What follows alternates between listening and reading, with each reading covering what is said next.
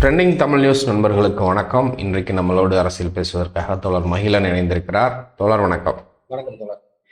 தோழர், தமிழக வெற்றி கழகம் புதிய திசை புதிய விசை இரண்டும் ஒன்றா சேர்ந்துச்சுன்னா வெற்றி பெறுவது மிகப்பெரிய வரமாக இருக்கும். நாளைய தினத்தில் ஆகஸ்ட் 22 அவருடைய கொடியை அறிமுகப்படுத்துகிறார் நடிகர் விஜய் அவர்கள். தமிழக வெற்றி கழகத்தினுடைய தலைவர் அறிமுகம் செய்கிறார். இந்த தருணத்தில் ஒரு இனிமே எல்லாமே வெற்றி தான், இன்னும் சிறப்பாக இருக்குன்னு ஒரு லெட்டர் பேடையும் போட்டிருக்கிறாரு. அவங்களுடைய தொண்டர்களுக்கு கொடுத்துருக்கிறார். அரசியல் தீவிரப்படுத்த தொடங்கியிருக்கிறாரு விஜய். இந்த நடவடிக்கைகள்லாம் எப்படி பார்க்குறீங்க? ஆமா, அவர் அந்த லெட்டர் பேட்ல மேல என்ன போட்டிருக்காருன்னா, என் நெஞ்சில் குடியிருக்கும் தோழர்களேன்னு போட்டிருக்காரு. முன்னாடி என் நெஞ்சில் நல்ல நல்ல ரசிகர்களேன்னு போடல, நெஞ்சில் குடியிருக்கும் ரசிக பெருமக்களேன்னு போடல, தோழர்களேன்னு போட்டிருக்காரு. தமிழ்நாடுன்னு பேசுறாரு.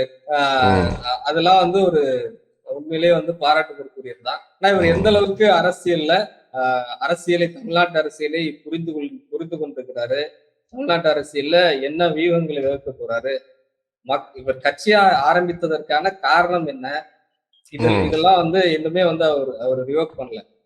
அவரை பற்றி பேசுறாரு, அவர்களுடைய ரசிகர்களை பற்றி பேசுறாரு, மாணவர்களுடைய எதிர்காலம்னு பேசுறாரு. இது எல்லாரும் பொதுவா பேசக்கூடிய அரசியல் தான். ஒரு பொன்ராஜ் உள்ள வரும்போது இதான் பேசினாரு, சகாயம் உள்ள வரும்போது இதான் பேசினாரு. அப்படி பலரும் கமல், விஜயகாந்த், சீமான விட்டீங்க.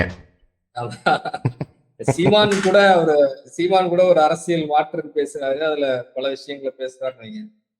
விஜயை பொறுத்த வரைக்கும் தன்னுடைய அரசியல் நிலைப்பாடு என்னங்கிறது இதுலயும் பெருசா சொல்லல. வெறும் கொடியை பற்றி தான் அவர் பேசுறாரு.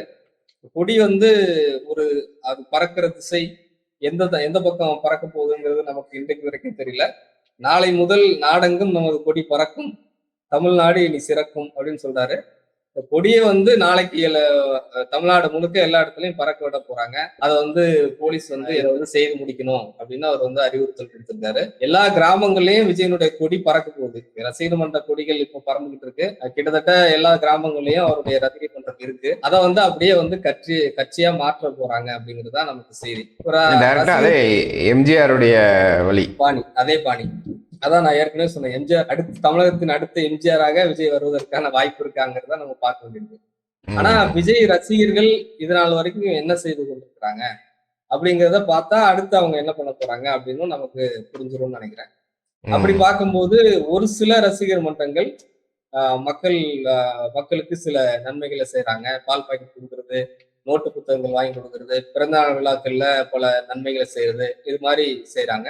புயல் வெள்ளப்ப பாதிக்கப்பட்ட மக்களுக்கு உதவி செய்யறதுல இருந்து அந்த மாதிரி செய்யறாங்க. இது அரசியலுக்கு போதுமானதா இருக்குமா அப்படிங்கிற சந்தேகத்தை நம்ம எழுப்ப வேண்டியிருக்கும்.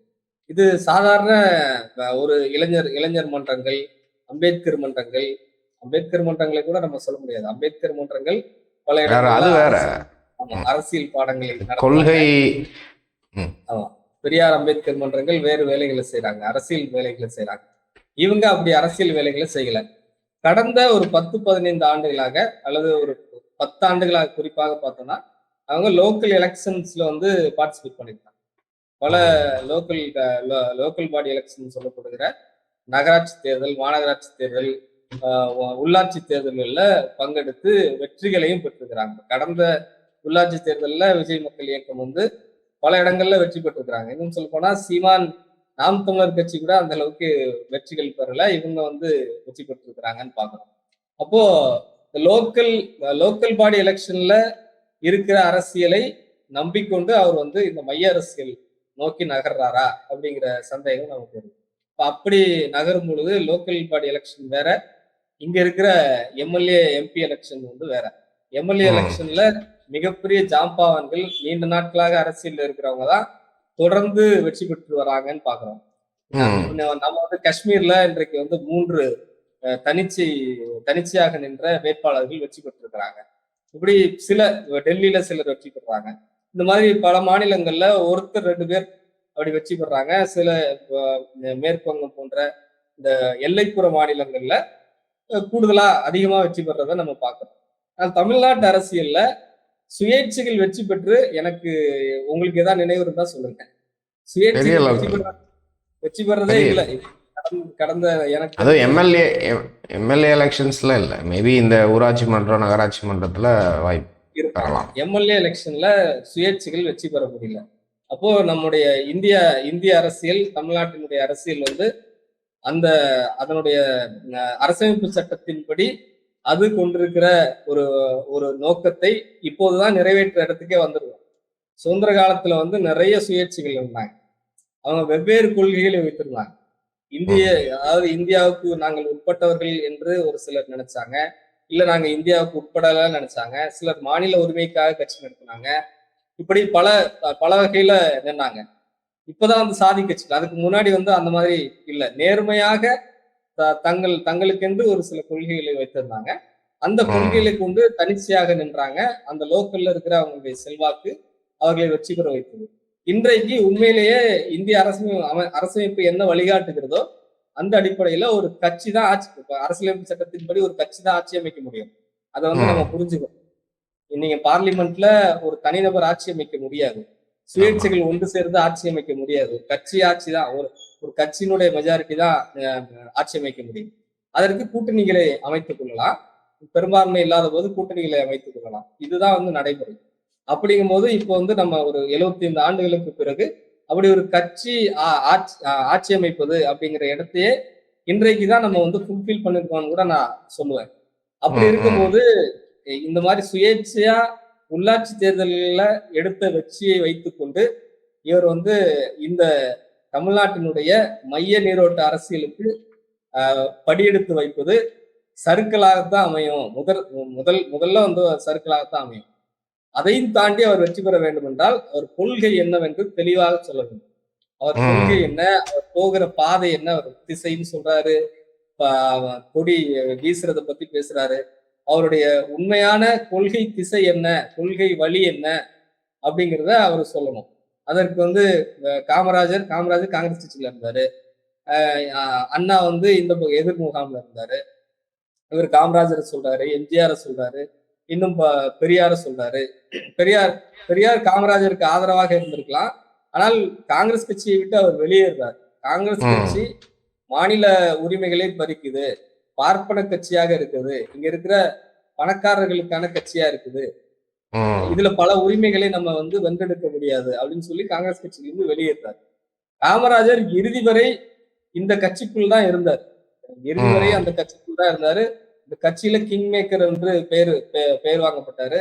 திமுகவினுடைய ஒரு அடிமட்ட தொண்டர்னு சொல்ல முடியாது, ஒரு 2ஆம் கட்ட தலைவரால் தோற்கடிக்கப்பட்ட தலைவர் தான் காமராஜர். இப்ப இந்த புரிதல் எல்லாம் அவருக்கு இருக்கா? விஜய்க்கு காமராஜரை சொல்றது அவர் எந்த கொள்கையை முன்னிறுத்தினார் அப்படிங்கிற புரிதலோடு சொல்கிறாரா? பெரியாரை முன்னிறுத்துகிறார்னா பெரியார் எந்த கொள்கையை வைத்திருந்தார் என்ற புரிதலோடு இவர் வந்து பெரியாரை சொல்கிறாரா? எல்லோரையும் பெரியாரையும் காமராஜரையும் சொல்லுகிற விஜய் பெரியாரையும் காமராஜரையும் முழுமையாக படித்து உள்வாங்கி இருக்கிறாரா என்ற கேள்வியை நாம் கேட்க வேண்டியிருக்கிறது. தொடர்ந்து அவர் வெளியிடுகிற எந்த அறிக்கையிலும் ஒரு அரசியல் அறிக்கையாக அதை பார்க்க முடியாது அப்படிங்கிறதா என்னுடைய கருத்து. கண்டிப்பா தோழர். இப்போ தமிழ்நாடை பொறுத்த வரைக்கும் மேபி இப்போ உள்ள இளைஞர்கள் இல்லை விஜய்க்குன்னு இருக்கக்கூடிய அந்த ரசிகர்கள் பட்டாளம் வந்து மேபி வருவாங்க. இப்போ இன்னும் ஒரு சில சமூக வலைதளங்களில் பார்க்கக்கூடிய கருத்துக்கள் என்னன்னா, விஜயை வந்து சினிமா திரையில நாங்கள் ரசிப்போம், அவரை ஒரு தலைவராக ஏற்றுக்கொள்ளக்கூடிய அளவுக்கு நாங்கள் ஒன்றும் முட்டாள்கள் கிடையாது, ஓட்டெல்லாம் போட மாட்டோம் அப்படின்ற அரசியல் தெளிவோடு பேசுகிற நபர்களும் இருக்கிறத பார்க்க முடிகிறது. இப்போ நீங்கள் சொன்ன மாதிரி கொள்கை அப்படின்னா, இப்போ தமிழ்நாட்டில் வந்து மக்கள் மனதை கவரணும் அப்படின்னா ஒன்று திராவிட கொள்கையை பேசினா தான் உண்டு. இடதுசாரி கொள்கையை திராவிட கொள்கையை பேசினா மட்டும்தான் இங்கே இருக்கக்கூடிய அரசியலில் சஸ்டெயின் ஆக முடியும். அப்படி இல்லை அப்படின்னா தீவிர வலதுசாரி அரசியலை பேசி ஆகணும்.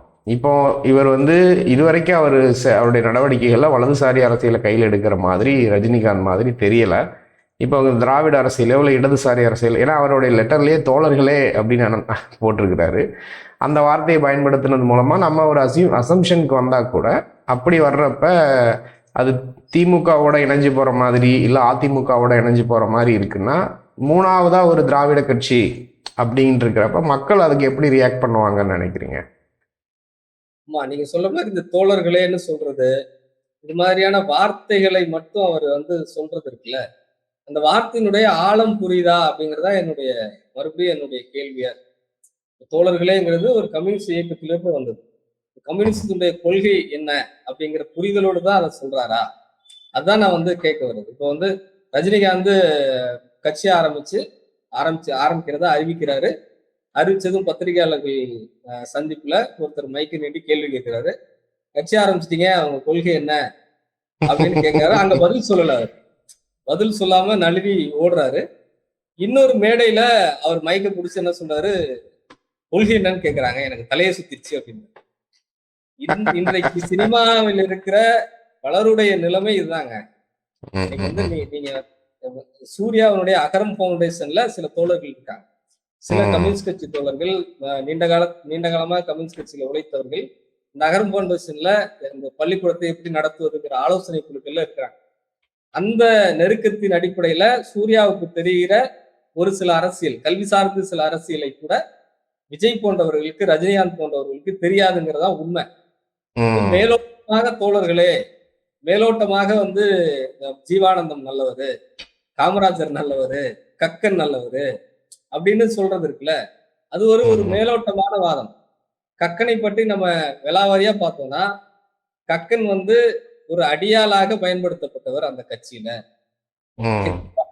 அவர் வந்து கூட்டத்துல கல்லெறி இது வந்து நம்ம வந்து கக்கனை இழிவுபடுத்துவதற்காக சொல்லல. நடந்த உண்மை என்னன்னா, கக்கனை வந்து அவங்க நியமித்ததற்கான காரணம், இன்றைக்கு எப்படி ஒரு சாதி அரசியலை முன்னெடுக்கிறோமோ, ஒரு சாதி அடையாளத்தை கொண்டு அந்த மக்களுடைய வாக்கை சேகரிக்க முயல்றாங்களோ, அதுபோன்று கக்கன் நியமிக்கப்பட்டார். இப்போ கக்கன் வந்து ஒரு பொலிட்டிக்கல் அந்த காலத்துல ஒரு பொலிட்டிக்கல் அந்த ரவுடி அப்படிங்கிற ஒரு இடத்துலதான் அந்த கட்சியினுடைய ஆட்கள் பார்த்தாங்க. அவர் அப்படி இருந்தாருன்னு நம்ம சொல்லல. பல நபர்களே பட்டியலின மக்களை பலரையும் வந்து கூட்டத்துல கல்லறியறதுக்கு அல்லது கூட்டத்துக்கு பாதுகாப்பு வழங்குவதற்கு அல்லது தலைவர்களுக்கு பாதுகாப்பு வழங்குவதற்கு இன்றைக்கு வந்து தென் மாவட்டத்துல நடைபெறுகிற இரு சமூகத்திற்கான மோதல்கள்ல பறையர்கள், அதாவது பல்லர் பறையர்களுக்கு இடையான மோதலை பத்தி நான் சொல்லல. நாடார்கள் தேவர்களுக்கு இடையே மோதல் இருக்கு. நாடார்கள் பல்லர்களுக்கு இடையே மோதல். இது மாதிரியான மோதல்கள்ல இவர்களுக்கு பாதுகாப்பாக, இவர்களுக்கு அரணாக இருப்பவர்கள், கூலிக்கு வேலை செய்யறவங்க எல்லாரும் பட்டியலத்தை சார்ந்தவர்கள் தான். நாடா மார்த்தட்டி இன்னைக்கு ஒரு சிலர் வந்திருக்கலாம். ஆனா நான் வந்து வெங்கடேஷ் பண்ணையாரு அப்படி ஒரு சிலர் இன்னைக்கு வந்திருக்காங்க இல்லையா, இன்றைக்கு கழுத்து நிறைய செயின் எல்லாம் போட்டுட்டு சுத்திட்டு இருக்காங்களா, அவங்க இன்றைக்கு வந்து ஒருவேளை இன்றைக்கு அப்படி ஒரு சில தலைவர்கள் இருக்கலாம். அன்றைக்கு இருந்த தலைவர்களுக்கு பின்னணியில எஸ்சி மக்கள் தான் இருந்தாங்க. அந்த மக்கள் தான் இவர்களுக்கு எல்லா வேலையும் செய்து கொடுப்பாங்க. அப்படி ஒரு அரசியல் லாபத்துக்காக இவங்க பயன்படுத்தப்பட்டாங்க. அப்படி ஒரு குறியீட்டுல இந்த அரசியல் எல்லாம் நம்ம வந்து பார்த்துக்க முடியாது. இது வந்து ஒரு விரிவான பார்வையில இதையெல்லாம் ஆய்வு செய்து அந்த அடிப்படையில தான் இங்க எந்த கொள்கையை வந்து நடைமுறைப்படுத்த முடியும், மக்களுக்கு எது வந்து சரியானதாக இருக்கும் அப்படிங்கிற ஒரு இடத்துக்கு வரும். இவர் வந்து சின்ன வயசுல இருந்து மக்களுக்கு நல்லது செய்யணும்னு ஆசைப்படுறாரு. இவர் நல்லது செய்யறது அப்படிங்கிறது அவர் பார்வையில இருந்து மக்களுக்கு 500 ரூபாய் கொடுக்கறது, 1000 ரூபாய் கொடுக்கறது, குழந்தைங்களுக்கு சாக்லேட் வாங்கி கொடுக்கறது, பள்ளிக்கூட பிள்ளைங்களுக்கு நோட்டு புத்தகம் வாங்கி கொடுக்கறது, அவ்வளவுதான். ஆனா அரசியல் என்பது அதையும் தாண்டிய ஒரு விஷயம். அதையெல்லாம் இவர் வந்து ஆழமா புரிந்து கொள்ற இடத்துல இருக்காரா, தோழர்னு சொல்றதோ மற்ற விஷயங்களும் அந்த மாதிரி இருக்குதா அப்படிங்கிறது நமக்கு வந்து தொடர்ந்து கேள்விக்குறியாதான் இருக்கு. அது மாதிரி நீங்க சொன்ன மாதிரி ரஜினிகாந்த் வலதுசாரி என்று தன்னை அறிமுகப்படுத்தி கொண்டதுனாலதான் அவர் முடிவிலிருந்து பின்வாங்கக்கூடிய நிலைமை வந்தது. அதே போல இவர் வந்து முற்போக்கு முகம் என்பது அவங்க அப்பா வந்து திமுகவுல இருந்தாரு, அந்த பாரம்பரியம் இருக்கு. அதனால அவர் வந்து வலதுசாரியாக போவதற்கான வாய்ப்பு இல்லை. ஆனா கூட்டாஞ்சோறு இருக்கின்ற நிலைமைக்கு இப்போ என்ன மையம், மக்கள் நீதி மையம்னு வச்சாரு. அது வந்து ஒரு கூட்டாஞ்சோறு கின்ற நிலைமைக்கு இருந்தது. இன்றைக்கு அவரோட நிலைமை என்னாச்சுன்னு பாருங்க. இப்போ வந்து அவர் கட்சியை கலைச்சிட்டு காங்கிரஸ் கட்சியிலேயோ திமுகவுல போய் சேருகிற ஒரு அளவுலதான் இருக்கிறார். அப்படிதான் அவர் இருக்காரு. ஒரு பிரச்சார வலிமை மட்டும் இருக்கு. அவர் முகத்தை கொண்டு ஒரு பிரச்சாரம் பண்றாரு, அந்த அளவுலதான் இருக்கு.